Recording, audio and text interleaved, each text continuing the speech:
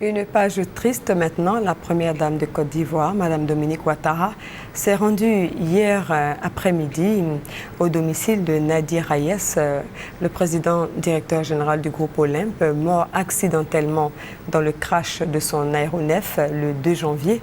Elle est allée présenter ses condoléances à la famille du défunt. Viviane a émis un témoignage.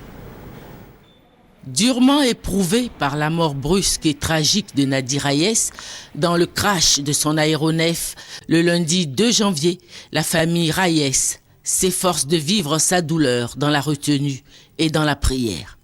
La première dame Dominique Ouattara s'est rendue ce mercredi en fin d'après-midi au domicile du défunt pour témoigner sa compassion à ses frères, à sa veuve et à ses 3 enfants. Une visite qui témoigne de l'estime dont jouissait Nadir Hayes au plus haut niveau dans ce pays. Ivoirien d'origine libanaise, il s'est hissé par son travail au rang des meilleurs parmi les Ivoiriens. En effet, c'était un bâtisseur.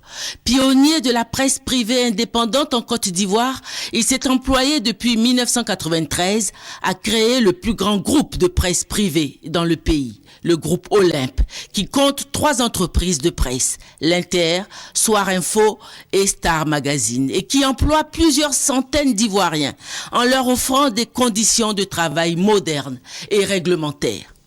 Depuis l'accident d'avion qui lui a coûté la vie, plusieurs personnalités de marque sont allées exprimer leur compassion à sa famille.